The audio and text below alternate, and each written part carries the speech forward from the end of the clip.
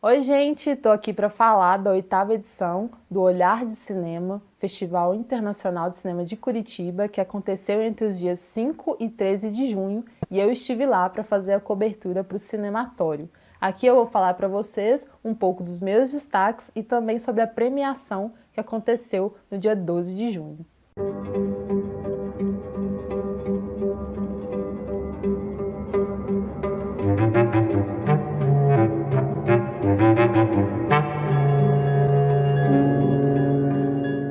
O maior destaque da premiação do 8º Olhar de Cinema ficou com certeza para as mulheres diretoras, principalmente as brasileiras, que estão fazendo documentários muito importantes e de linguagens, formatos e estilos diversos. Diz a ela que me viu chorar, da Maíra Bühler, ganhou o principal prêmio da noite, que é o prêmio Olhar de Melhor Filme, e é um filme muito interessante porque vai abordar o cotidiano de pessoas dependentes químicas, especialmente do crack, num contexto bem específico que foi o programa da Prefeitura de São Paulo, um programa de moradia e de apoio a essas pessoas, que durou durante um tempo, mas que foi descontinuado pelo governo do João Dória. E nessa casa, né, que é onde o filme se restringe a filmar ali o cotidiano deles, você tem toda a dimensão dos afetos, de como eles constroem amizades, como tentam se apoiar, mas também tem muito conflito, porque afinal de contas eles estão, né, nessa condição de dependência e de saúde mental fragilizada. Então ela traz um olhar muito humano para essas pessoas que são marginalizadas. Mas ao mesmo tempo tem aí uma questão que o filme suscita, que é sobre o retrato dessas pessoas, né? Porque inclusive tem cenas bastante fortes que envolvem violência e aí você começa a pensar sobre a presença dessa câmera ali, se de fato essas pessoas gostariam que isso, né, fosse compartilhado com o público. Tem a questão da intervenção também, porque é um documentário do tipo observacional, então a diretora ela não se coloca, né, a câmera, pouquíssimos momentos assim você percebe interação com eles. Então essa neutralidade é uma utopia. Apesar de toda a humanidade e de dar essa voz para essas pessoas, né, e você ter essa dimensão de afeto, é também controverso para se pensar como o documentário se coloca frente aos marginalizados. O prêmio especial do júri foi para Chão, da Camila Freitas. É um dos filmes que eu mais gostei.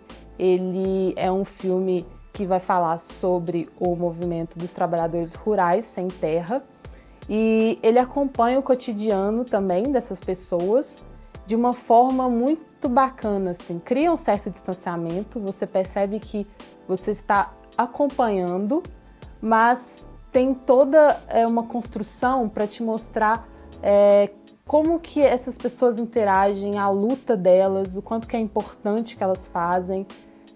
Você tem ali no início uma conversa muito interessante entre dois integrantes sobre o sonho deles.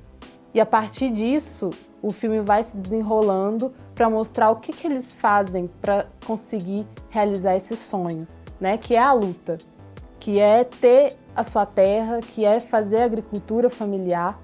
E aí você tem também esses gestos de plantar, de conversar, de discutir entre si, muito amplificados na tela grande, assim, que você não vê, porque a mídia geralmente criminaliza esse movimento, né? Cria um certo estigma que a própria população desconhece como que é o cotidiano. Então o filme ele descortina isso, abre pra gente o cotidiano, como eles trabalham, como eles lutam nos protestos, como também eles vão trabalhar essa questão de romper com o que a mídia vende sobre eles, né, a mídia hegemônica, e também a questão judiciária, né, quando eles têm que lidar com as leis, e assim a gente vai tendo a dimensão das várias lutas e dos vários acontecimentos e dos gestos, ao mesmo tempo que o filme também é muito bem realizado em sua forma, é muito bonito. Eu acho que dos planos mais marcantes são desse filme. E conversando lá com outros críticos também, a gente percebeu assim, o quanto que a Camila tem um domínio, né? E é interessante porque a Marina Meliante também está na equipe, ela está na equipe de montagem e ela também participou do roteiro. A Letícia Simões trouxe um filme incrível, assim, que todo mundo apaixonou, que é o Casa. E ela vai lidar com o relacionamento entre mãe e filha e também a avó. Uma coisa muito pessoal, porque parte ali da família dela mesmo, mas ao mesmo tempo ela universaliza isso, porque está falando de complexidades com as quais praticamente todos se identificam. Não só mulheres, inclusive, mas homens que também têm as suas mães, seus pais. É uma questão familiar com a qual você vê sendo exposta, mas exposta de uma maneira muito poética também. E, ao mesmo tempo, ela vai fazer esse resgate da família, da árvore genealógica da família dela, tentar entender por que é tão difícil esse relacionamento, até porque a mãe dela tem transtorno bipolar, então traz ali uma outra camada, né, para isso. Ao mesmo tempo que o filme discute pertencimento, porque ela sai de sua cidade natal e vai morar em outra cidade. Então, para ter esse reencontro com a mãe e com a avó, ela está também se reencontrando com uma outra cidade, né? A cidade que ela, desde pequena, quis sair de lá. Isso é uma identificação também pessoal minha, assim, que eu sempre quis sair da minha cidade natal, e quando ela fala disso no filme, não tem como você não se projetar um pouco ali também, sabe? E, ao mesmo tempo, ela vai falar dessa questão ali da Bahia, de Salvador, né? Então eu acho que é um filme que passa por diversas questões de pertencimento, principalmente a familiar, e tão importante falar sobre relacionamento mãe e filha, né? E com esse filme a Letícia ganhou o prêmio Abracine da crítica. Elisa Capa ganhou o melhor longa-metragem com o filme Espero Tua Revolta, que é o filme que eu diria assim de maior impacto de ação, aquele tipo de filme político que dá vontade de sair da cadeira e fazer alguma coisa, assim. É um filme que vai falar sobre o movimento estudantil, faz um resgate ali desde os protestos de 2013, ali, né, com os 20 centavos, para a gente entender de onde que surgiu todo esse movimento, como que os estudantes foram se empoderando a partir, né, da sua união e principalmente a partir das ocupações nas escolas, né, as escolas ali de São Paulo. E ela vai eleger 3 personagens que são jovens, que estão no movimento de fato, né, e são 2 meninas e um menino, e é a partir do que eles contam, das suas próprias vozes e de como eles contam que o filme é construído. Então é uma linguagem que conversa com jovens, é uma linguagem muito dinâmica e ao mesmo tempo didática, porque você entende perfeitamente, sabe, tudo o que é contado ali, essa questão do movimento estudantil, como ele é importante para o amadurecimento político do Brasil também, e ao mesmo tempo te dá essa esperança de ver tantos jovens na luta e que eles não desistem, sabe, que eles estão se empoderando e estão cada vez mais conscientes. Isso é bem legal. O curta Quebra-Mar ganhou o prêmio de melhor curta brasileiro. Eu já tinha visto ele lá na Mostra de Tiradentes, já tinha me apaixonado, porque é um filme que vai falar sobre esse grupo de mulheres lésbicas e como elas formam esse núcleo de apoio, né? É apoio mútuo, é um apoio de resistência e muito bonito também, porque mostra a força do corpo, a força dos gestos e a força da música, porque elas são integrantes de bandas e elas acabam ali construindo também uma parceria criativa e artística, fazendo músicas juntas. É muito bonito, mereceu demais o prêmio. 7 anos em Maio, do Afonso Shoa, é um média-metragem, tem ali por volta de 42 minutos. É um filme que eu já saí de Belo Horizonte com interesse para ver, porque o Afonso é um dos cineastas que a gente fica de olho, né? Principalmente depois de Arábia, que ganhou o mundo e ganhou nossos corações, assim. Nesse filme ele vai abordar a violência policial, também ali trabalhando com um não ator. É o personagem em si, é a pessoa mesmo que sofreu uma violência policial das mais bárbaras. E é todo construído a partir da narrativa dessa pessoa. É o poder de narrar como existência, como resistência também. E como a memória é importante para poder resgatar essa força interior de superação. É muito interessante porque é praticamente um monólogo, né? A maior parte do filme é esse monólogo, mas você tem a sua atenção presa do início ao fim, pelo relato dele, pela força do relato dele. E é isso, assim, é um filme que emociona. O Afonso ganhou menção honrosa no prêmio de melhor filme curta-metragem e quem levou o prêmio principal dessa categoria foi o Aziza, de Saudade Kadam.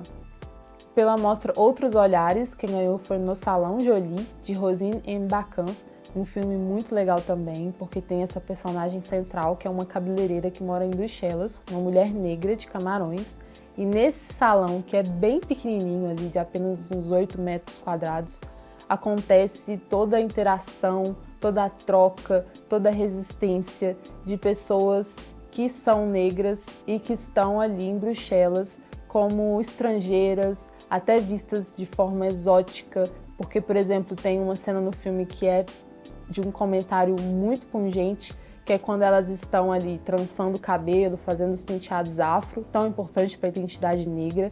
Pessoas brancas passam, né, por fora, vendo aquilo através de um vidro e olham para elas como se elas fossem algo muito exótico, como se fossem espécies de extraterrestres, sabe? É tão forte isso, mesmo que seja por alguns minutos, que você percebe o olhar dessas pessoas brancas de uma maneira muito violenta, mesmo que seja só um olhar. Então é um filme muito forte para falar disso, para falar de migração e para falar de identidade negra e resistência. Pela mostra Novos Olhares, quem ganhou foi Não Pense Que Vou Gritar, um filme da França. Mas aqui teve uma menção honrosa que vale mencionar, que foi o filme Indianara. Indianara é essa força de liderança LGBT muito importante.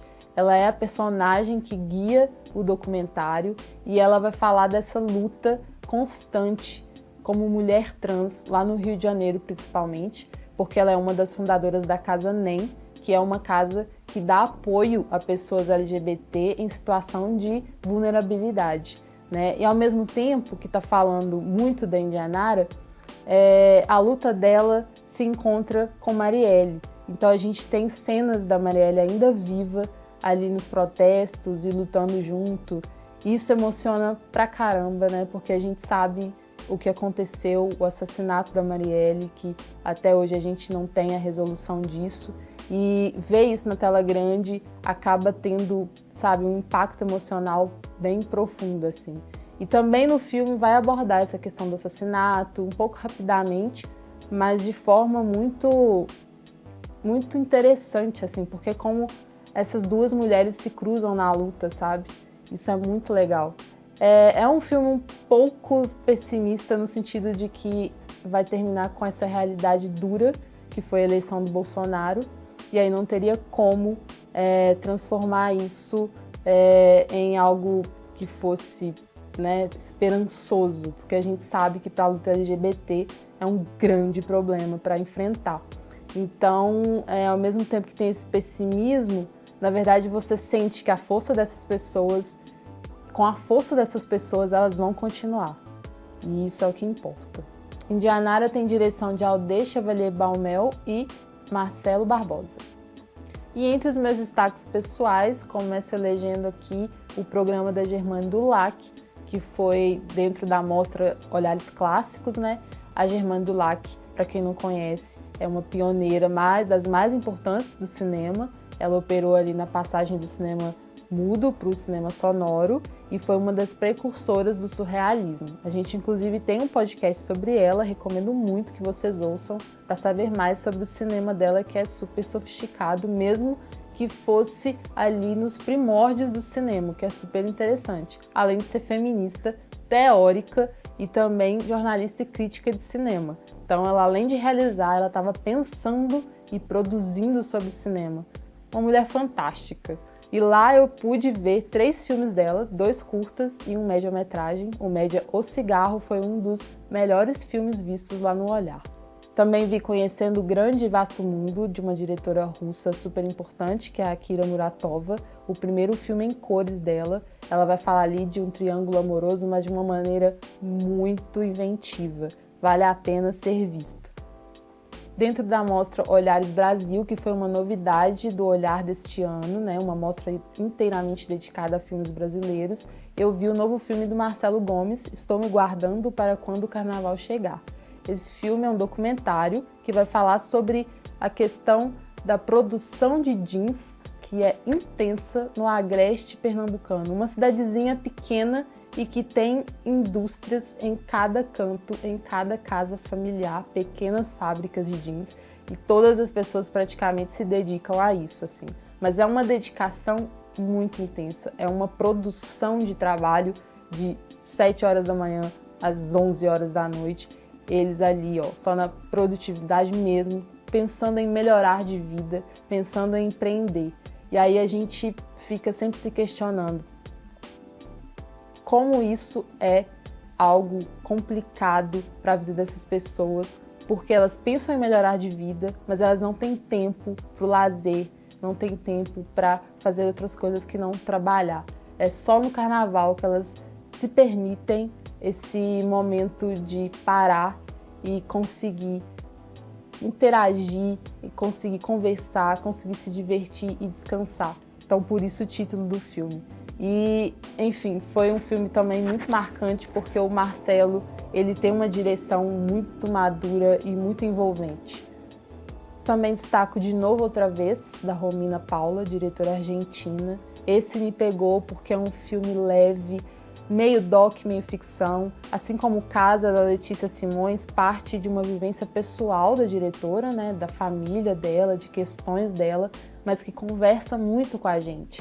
E é um filme, assim, que ao mesmo tempo que mistura documentário e ficção, tem também uns certos devaneios ali, os personagens olham para a tela e tem a projeção de imagens sobre essas pessoas, então ela faz uma mistura de linguagens interessante e, ao mesmo tempo, me lembra muito uma boa comédia romântica, sabe? Porque também fala de amor, fala dessa mulher que é mãe, muito importante frisar que a personagem ela é mãe, então ela está também trazendo essa questão da maternidade e como a maternidade ela não é definidora do ser mulher, ela também sai, ela também namora, ela também flerta, ela tem outras atividades na vida dela e isso é muito legal de se ver no cinema, né? Como uma mãe sendo mulher e não só uma cuidadora, não só uma mãe mesmo.